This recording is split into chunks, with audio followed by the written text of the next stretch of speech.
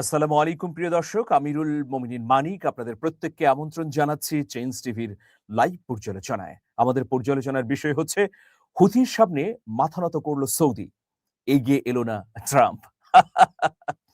ওই যে মমতাজের একটা গান ছিল যে, বন্ধু তুমি কই কই কই রে, এই প্রাণ বুঝি যায় যায় যায় রে। তো ঐরকম ঘটনা আর কি। সৌদি আরবের বন্ধু মার্কিন যুক্তরাষ্ট্র বা ডোনাল্ড ট্রাম্প কেউই এগিয়ে আসলো না তার পাশে দাঁড়াবার জন্যে। আমরা যে আশঙ্কা করেছিলাম সেটাই কিন্তু সত্য প্রমাণিত হলো প্রিয় দর্শক। এই যে এই চিত্রটি দেখুন, এটা কি? এটা হচ্ছে বাব আল মানদেব প্রণালী। তো বাব আল মানদেব প্রণালী খুব সংকীর্ণ একটা আ জায়গা।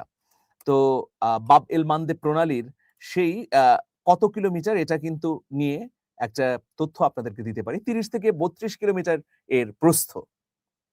এবং ৭০ থেকে ৭২ কিলোমিটার হচ্ছে দৈর্ঘ্য। মানে ছোট্ট একটা প্রণালী। এই প্রণালীতে এখন আটকে গিয়েছে সৌদি আরব। এই আশঙ্কাই কিন্তু করা হচ্ছিল যে অতি বাড়াবাড়ি করলে হুথিরা এর পাল্টা প্রতিশোধ নেবে। এই যে প্রণালী দেখতে পাচ্ছেন, আ এই প্রণালীটাই আটকে দিয়েছে বাব আল মানদেব।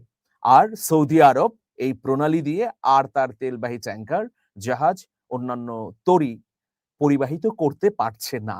এটা একটা বড় ধরনের পরাজয় না? তো সৌদি আরবকে কে বলেছে হুথিদের সঙ্গে লাগাতে? যেহেতু মধ্যপ্রাচ্য অগ্নিগর্ভ পরিস্থিতি রয়েছে, এই পরিস্থিতিতে সৌদি আরবের কি উচিত ছিল ইয়েমেনে গিয়ে হামলা করা হুথিদের উপর? তো এটা তো পায়ে পা রেখে যুদ্ধ করার মতো। তো আজকে যে ঘটনা ঘটেছে সেটা আপনাদেরকে জানাই, তাহলে আপনারাও খুশি হবেন। সৌদি আরবের ৮ টি তেলের ট্যাংকার পার হতে দেয়নি ইয়েমেনের হুথি গোষ্ঠী। এটা কিন্তু একটা বড় ঘটনা। আপনি লোহিত সাগর, ভূমধ্য সাগর, আ এই সাগরগুলো দিয়ে তো সব ধরনের তেলবাহী জাহাজ পরিবাহিত হয়। আন্তর্জাতিক তেল আ এর এটা জলপথ। মানে তেল আমদানি রপ্তানি করার জন্য গুরুত্বপূর্ণ জলপথ। তো এই জলপথের একটাতে ইরান আর অন্যটাতে ইরানের প্রক্সি অ্যালাই হুথিরা আধিপত্য করছে। তাদের কথা ছাড়া একটা জাহাজও এখন নড়তে পারছে না।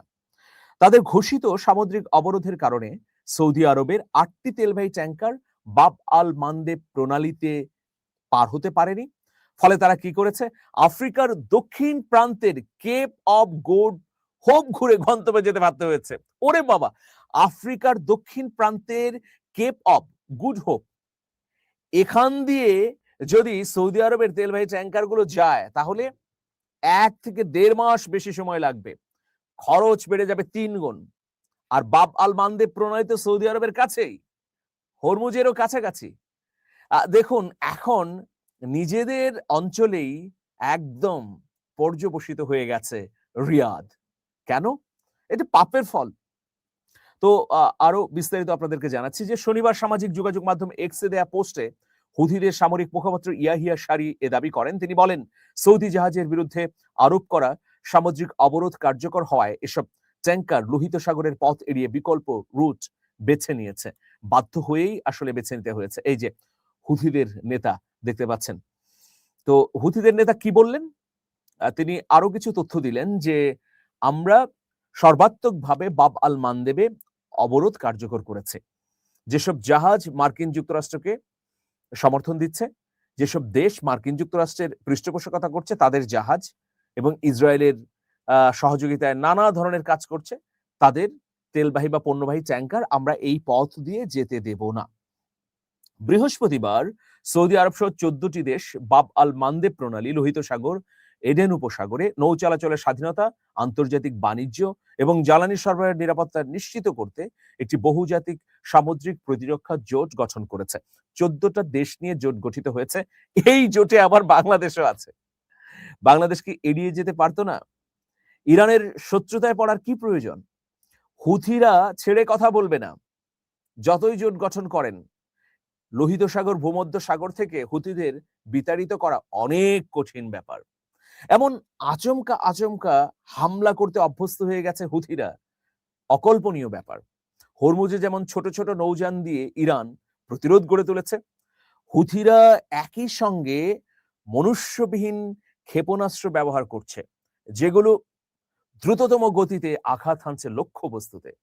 ফলে এটা এতটা বিপজ্জনক রুট হয়ে পড়েছে যে হুথিদের অনুমতি ছাড়া এখান দিয়ে তেলবাহী ট্যাংকার চলাচল করানো একেবারে কঠিন। তো একটা খবর চাউর হয়েছিল যে হুথিরা টোল নেবে হরমুজে, ইরান যেভাবে চিন্তা করেছে সেভাবে। তবে হুথিদের তরফ থেকে জানানো হয়েছে যে না, টোল নেবে না। তবে যেসব জাহাজ এই রুট দিয়ে চলাচল করতে চাইবে তাদেরকে হুথিদের কাছ থেকে অনুমতি নিতে হবে। গত 20 জুলাই ইরান সমর্থিত হুথি গোষ্ঠী সৌদি আরবের বিরুদ্ধে সামুদ্রিক অবরোধ ঘোষণা করে। এরপর তারা সৌদি সংশ্লিষ্ট কয়েকটি জাহাজে হামলারও দাবি করে। তবে সৌদি আরব বলছে আন্তর্জাতিক নৌপথের নিরাপত্তা নিশ্চিত করতে তারা প্রয়োজনীয় সব ব্যবস্থা নেবে এবং যে কোনো হুমকির জবাব দেবে। তো এই যে হুথিদের বিরুদ্ধেও লেগে গেল সৌদি আরব, এর কোনো যৌক্তিক কারণ দেখি না। মানে পায়ে পা রেখে যে কাজটি করছে সৌদি আরব, এতে তার স্থিতিশীলতাই নষ্ট হবে। আচ্ছা, সৌদি আরব যদি হুথিদের সঙ্গে পূর্ণমাত্রায় সংঘাতে জড়িয়ে যায়, তাহলে সৌদি শাসকরা কি শান্তিতে থাকতে পারবেন? এটা কেন উপলব্ধি করছেন না প্রিন্স মোহাম্মদ বিন সালমান? তাকে তো সৌদি নেতা হিসেবে প্রজ্ঞাবান বলে মনে করেন অনেকে। তা কেন তিনি এই চিন্তা করছেন না?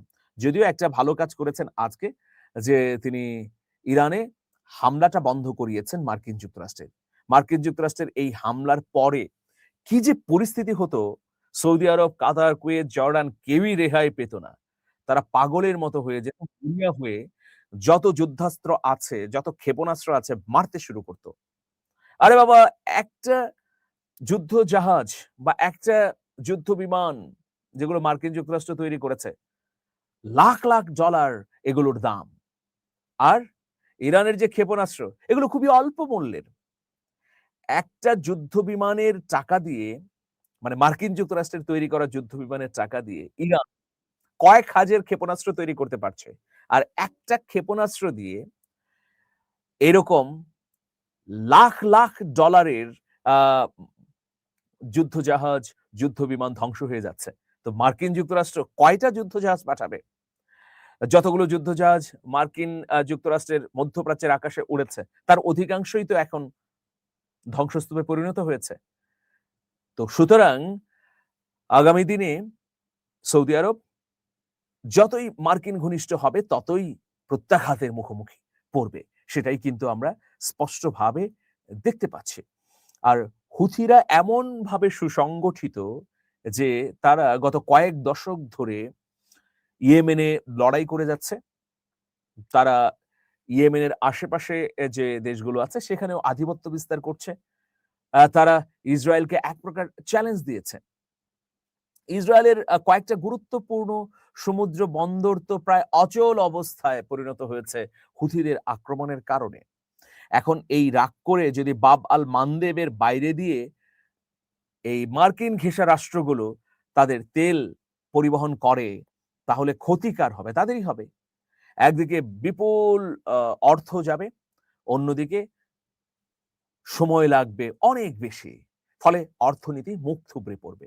যত দ্রুত মধ্যপ্রাচ্যের আরব শাসকরা বুঝবেন, শক্তিশালী শাসকরা অনুধাবন করবেন, তারাও নিজেদেরকে রক্ষা করতে পারবেন এবং অর্থনৈতিক ঝুঁকি ততটাই কমবে।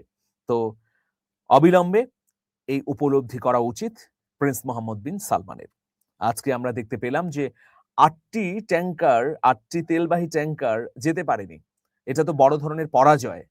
ভবিষ্যতে আরো নানা ধরনের ঘটনা ঘটবে এই বাব আল মানদেব প্রণালীকে ঘিরে। সেটার জন্য নিশ্চয়ই প্রস্তুত আছে মার্কিন যুক্তরাষ্ট্র বা সৌদি আরব। দর্শক, শেষ করছি আমার একটি উপন্যাস, হাদি ফিরলেন রাষ্ট্রপ্রধান হয়ে। ওসমান হাদি তো শহীদ হয়েছেন, সুলাইমান হাদি নামে এক তরুণ আমাদের এই গণ অভ্যুত্থানের যে অপূর্ণাঙ্গ স্বপ্ন, আমরা অভ্যুত্থানের যে স্বপ্ন বাস্তবায়ন করতে পারিনি, সেটাকে পূর্ণাঙ্গ করেন আজ থেকে 50 বছর পরে। রোমাঞ্চকর একটা উপন্যাস।